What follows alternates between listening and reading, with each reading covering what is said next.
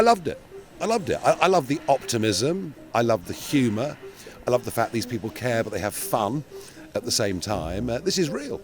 They're not afraid to say it, even though it might be uncomfortable, and that's what resonates with people. They've just fed up with the lies. And which bits aren't they afraid to say? Tell me specifically which bits you think are, true. The COVID nonsense, which we all know was it's all coming out now, was all a bit of a control thing going on.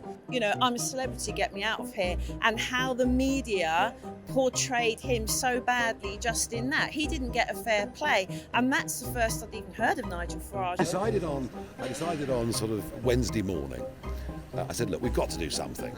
There's so much appetite. And as we go around the country and fill up halls wherever we go. So yeah, to do this in this space of time. And it shows you there's a real energy behind what we're doing. What brings you here to the Reform rally today?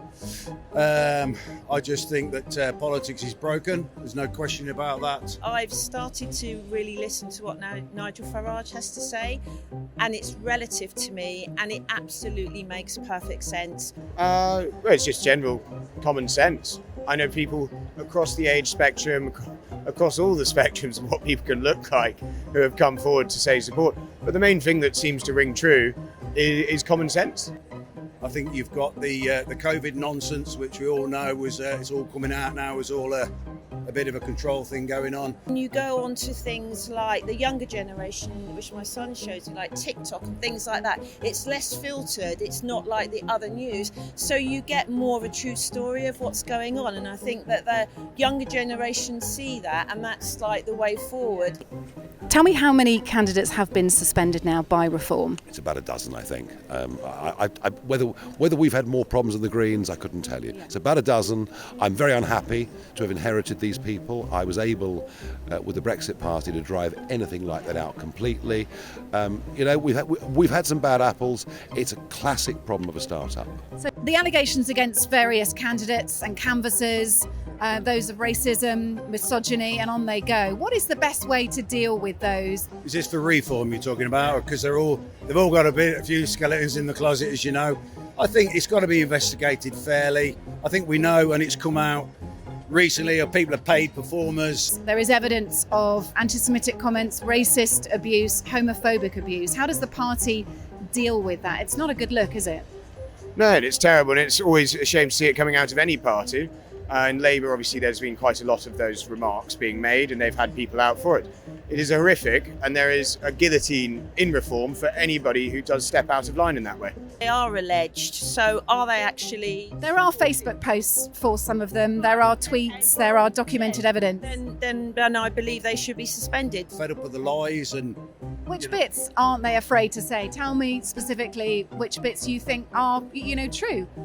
Everything. I think the immigration or lack of it, the control on the borders, people are seeing the effects of that locally. Absolutely. So I think that, from immigration perspective, people who come from other countries and they want to come here and they want to, get educated and go to certain medical schools, etc.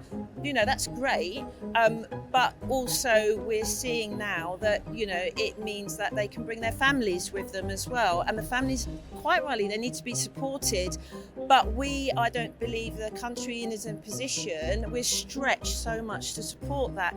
We need to very simply get the border stopped, because at some point in the future, we will have to pay for this immigration. Unlike the Conservative Party, we haven't taken millions of pounds from Russian sources over the last few years. And how dare the Deputy Prime Minister, Oliver Dowden, not that anyone's ever heard of him, but the Deputy Prime Minister, make this accusation. This is just the classic. It's back to the Russia hoax. We saw it after the referendum. It keeps coming back again and again and again. It is a load of old nonsense. And probably one of the most important things to me is what Nigel was saying, was that we don't need to supply money to, help in these wars. We could, have peace.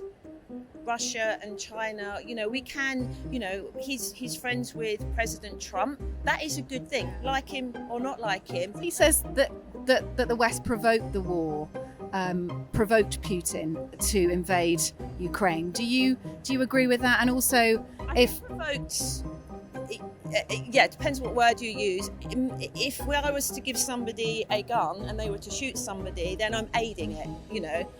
You know, net zero, that's another load of nonsense, as we know. People that are well informed know that. When one of the elements in the contract that Nigel mentioned is that if people choose to go privately, then they will actually get benefit through their tax. That makes absolute sense to me. Do you really think the media establishment is trying to bring you down? We're all here, the major broadcasters, giving you plenty of coverage, trying to be fair in our coverage as well. Do you really think we're trying to bring you down? Well, look, I mean, halfway through Anne Widdecombe's speech, TikTok suspended the live stream and said that Widdecombe had used hate speech. That's quite a good example of something very odd going on, and that happened just an hour ago. You know, I'm a celebrity, get me out of here. And how the media portrayed him so badly just in that. He didn't get a fair play. And that's the first I'd even heard of Nigel Farage. And that opened my eyes, saying, this man is being treated really unfairly. So I think a lot of it is fake media and so forth. And a lot of our media is filtered as well.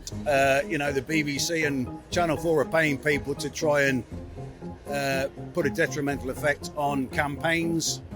I don't think it matters whether he's conservative or, you know, any of that anymore. I think what truly matters now is what people are saying makes sense. UKIP I voted for, but I've never voted before, no. Gosh, so how old are you? Sorry? How old are you if you do? 63. So you're 63 and you've never voted in a general election before? No, I haven't.